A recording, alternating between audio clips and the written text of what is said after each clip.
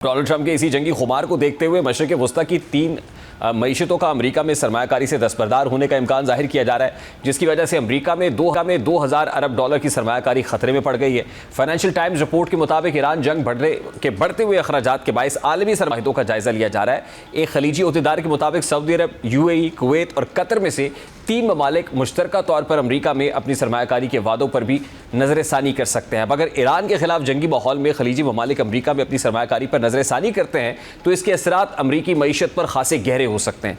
खलीजी रियासतें बिलखुसूस UAE, Saudi अरब और Qatar दुनिया के बड़े सरमायाकार ममालिक में शुमार होते हैं और इनके ख़ासतौर पर सॉवरेन वेल्थ फंड्स अमेरिका के मालियाती निज़ाम में बड़ी सरमायाकारी रखते हैं। अगर ये ममालिक वाकई अमेरिका में 2000 अरब डॉलर्स के करीब मुमकिन सरमायाकारी के मनसूबों से पीछे हट जाते हैं या मौजूदा सरमायाकारी कम करते हैं तो इससे अमरीकी मईशत में गैर यकीनी सूरत हाल पैदा हो सकती है। इसका सबसे पहला असर अमरीकी स्टॉक मार्केट, टेक्नोलॉजी सेक्टर और इंफ्रास्ट्रक्चर मनसूबों पर पड़ सकता है, क्योंकि इन मनसूबों में खलीजी सरमाया अहम किरदार अदा करता है। इसके साथ साथ अमरीकी मालियाती निज़ाम में भी दबाव का शिकार हो सकता है, क्योंकि खलीजी ममालिक अमरीकी बॉन्ड्स और मालियाती असासों में बड़ी सरमायाकारी रखते हैं। अगर ये सरमाया दूसरे खित्तों मसलन एशिया या यूरोप की जानिब मुंतकिल होता है तो अमरीकी डॉलर और ट्रेजरी बॉन्ड्स मार्केट पर दबाव बढ़ सकता है। इस सूरत हाल में अमरीका को कर्ज लेने के लिए ज़्यादा शरह सूद देना पड़ सकती है और आलमी सरमायाकारों के एतमाद पर भी वक्ती असर पड़ सकता है। यही वजह है कि अमरीका के लिए खलीजी ममालिक के साथ माशी और सफारती ताल्लुकात को मुतवाज़न रखना, बैलेंस रखना इंतहाई अहम समझा जा रहा है। लेकिन अमरीका और इसराइल की इस मुसल्लत करदा जंग पर खलीजी ममालिक नाखुश हैं और इस हवाले से सऊदी अरब की जानिब से भी क्लियर कट पैगाम सामने आ गया है, जैसा कि सऊदी वज़ीर ख़ारजा कि इसराइल हमेशा से कत्ल गारत और खित्ते की तबाही का बाइस बन रहा है। इस सारी सिचुएशन पे बात करेंगे। ईरानी जर्नलिस्ट मोहम्मद जॉन हुसैन साहब ने हमें ज्वाइन किया है। अस्सलाम वालेकुम मोहम्मद जॉन साहब, बहुत बहुत शुक्रिया, thank you very much for joining us. सबसे पहले तो बड़ा सादा सा सवाल है, इस वक्त ऑन ग्राउंड सिचुएशन क्या है? जाहिर है इस जंग को स्टार्ट हुए भी अब 7-8 रोज़ हो गए हैं। इस वक्त कौन आपको बेहतर डोमिनेट करता हुआ या बर्तरी दिखाई दे रही है? ईरान साहब, बहुत बहुत शुक्रिया मुझे इनवाइट करने के लिए। देखें, यहाँ पे बैठ के ईरान से अगर मैं बोलूँगा कि ईरान जंग जीत रहा है तो आई थिंक लोग कहेंगे कि भाई या तो बायस बात हो रही है।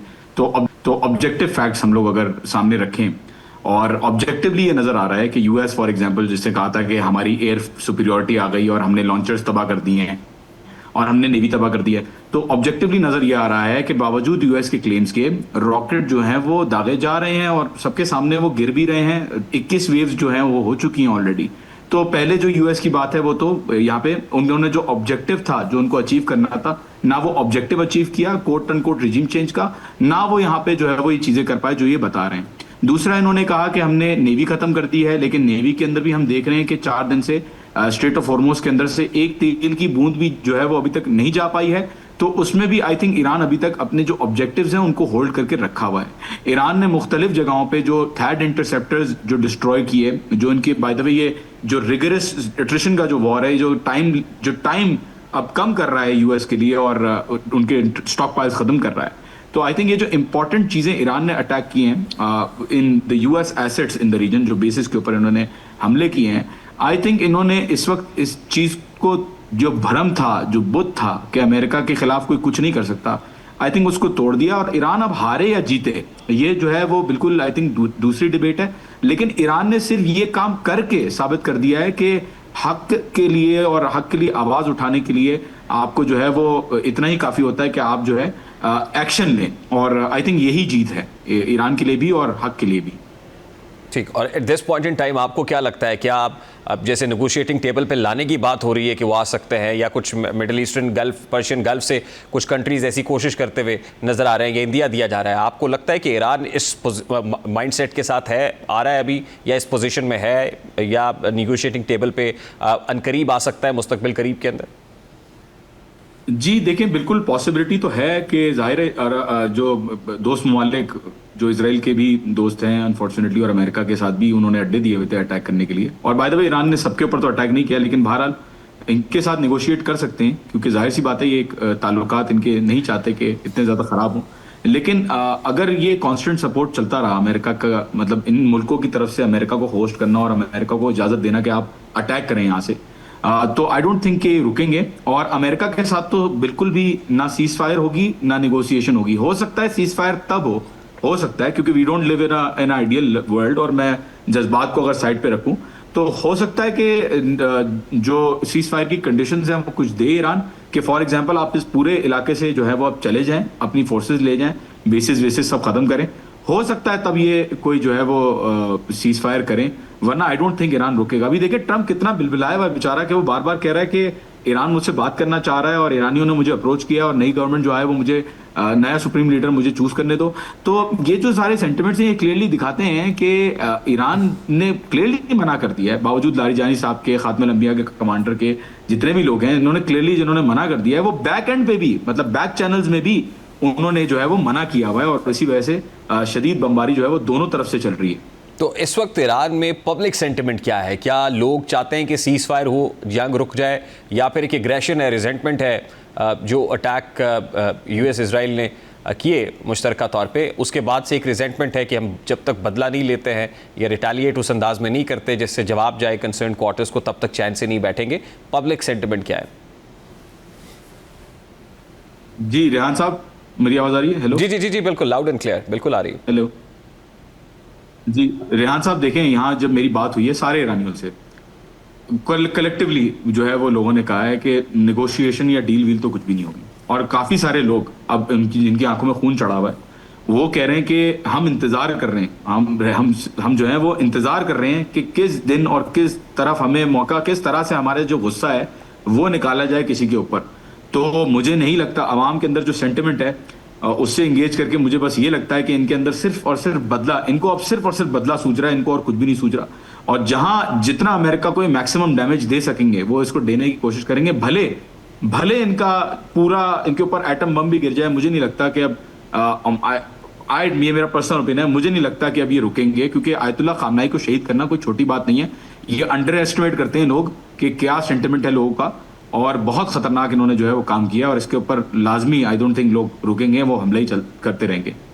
ज़ाहिर है Iranians are very resilient, they consider to be very resilient in their nature, लेकिन ज़ाहिर है जब अस्करी डोमेन में लड़ने की बात होती है तो फिर बहुत सारी और चीज़ें भी देखी जाती हैं। अमेरिका को बराह रास्त किस तरीके से डैमेज ईरान कर सकता है यहाँ बैठ के इस रीजन से, वो क्या डैमेज हो सकता है? आप इकोनॉमिक डैमेज की बात कर रहे हैं, स्टेट ऑफ हॉर्मस को बंद रखने की बात कर रहे हैं, किस कॉन्टेक्स्ट में जब वो कहते हैं कि बदला लेंगे, तो वो उस बदले का लेवल ऑफ दैट रिवेंज क्या है? देखें, जो 30,000 से 40,000 तक के सोल्जर्स हैं, पहले तो वो निशाना है जो यहाँ पे मार्को रूबियो ने कहा था कि हमारे बैठे हुए लोग, और उनको निशाना बना रहा है कॉन्स्टेंटली ईरान। अब लोग कहते हैं कि नहीं जी 60 से ज्यादा 70 से ज्यादा स्ट्रेटेजिक लोकेशंस पे टारगेट करना, 500 से ज्यादा मिलिट्री इंस्टॉलेशंस पे टारगेट करना, हाउसिंग फैसिलिटीज जो यूएस सोल्जर्स की हैं उन पे टारगेट करना। लोग कहते हैं नहीं जी ईरान ने तो 4 जो है वो सोल्जर जो है वो मारे हैं। तो अब खबरें आई थिंक आ जाएंगी, बड़ा अनलाइकली है मेरी नज़र में रेहान साहब कि इतनी सारी मिसाइल्स के बावजूद यूएस के सिर्फ 4 सोल्जर मरे हैं, और तेल अवीव में जो बमबारी हो रही है, बिसाइड्स इंटरसेप्शंस जो बमबारी हो रही है उसके अंदर अभी तक सिर्फ एक खातून जो है वो उनकी जान गई है वहां पे। तो it's very unlikely, I think damage तो हो रहा है। और दूसरी चीज़ों की अगर बात करें तो एसेट्स के अंदर जो $1.1 बिलियन का अर्ली वार्निंग सिस्टम था कतर के अंदर, वो इन्होंने जो है वो तबाह किया। हैड इंटरसेप्टर्स जो मंगवाए थे कोरिया से इन्होंने शिफ्ट करवाए थे, क्योंकि लड़ाई चली थी अरबों के कि इन्होंने इजरायलीज को क्यों इंटरसेप्शन इतना दिया हुआ और हमें नहीं दिया हुआ। तो जो मंगवाया था यूएई के अंदर उसको भी तबाह कर दिया, थर्ड इंटरसेप्टर को। वीडियोस मौजूद है, एविडेंस मौजूद है, मेरे ट्विटर के ऊपर आप जाके देख सकते हैं, सब कुछ मैंने पोस्ट किया हुआ है। जो बेसिस के अंदर इंफ्रास्ट्रक्चर है उसको इन्होंने हिट किया, उसके ऊपर भी आप इम्पैक्ट देख सकते हैं एविडेंस के थ्रू। तो बिल्कुल फिजिकल डैमेज हुआ है, इसमें कोई दोहराई नहीं है। इकोनॉमिक डैमेज भी ईरान कर रहा है, और अभी तक हूती जो है वो गेम में इन्वॉल्व नहीं हुए हैं। अभी तो स्ट्रेट ऑफ हॉर्मुज़ बंद है। हूतियों ने कहा है कि हमारी ट्रिगर पे उन्होंने 2 साल नाच नचाया अमेरिका को, डिस्पाइट लोग जो भी बोलें कि प्रॉक्सीज कमजोर हो गई हैं और हिजबुल्लाह भी खत्म हो गई है, वो भी मार रहे हैं बुरी तरीके से। तो जो इकोनॉमिक डैमेजेस हैं वो भी, और फिजिकल और लॉजिस्टिकल डैमेजेस जो भी अमेरिका को मिल सकते हैं इस रीजन के अंदर ताकि वो वापस चला जाए, आई थिंक उतना डैमेज ईरान जो है वो करेगा। एंड आई थिंक अगर यूएस वापस जाता है तो आई थिंक ये जो है वो जंग बिल्कुल खत्म हो जाएगी मेरी नज़र में। नहीं, लेकिन प्रेसिडेंट ट्रंप तो ऐसा नहीं कह रहे, वो तो बूट्स ऑन ग्राउंड की बात भी करते हैं बार बार, और वो इतने खतरनाक हमले का इंदिया देते हैं कि जो उससे पहले अमेरिका ने कभी नहीं किया होगा, वो ईरान को ये धमकी देते हैं। दूसरी, जहाँ तक प्रॉक्सीज की बात है तो काउंटर में भी वहाँ से कुर्दों को भी एक्टिव करने की बात हुई कि वो भी वहाँ से एज अ प्रॉक्सी काम कर रहे होंगे, तो जाहिर है काउंटर प्रॉक्सीज पे भी काम कर रहे हैं।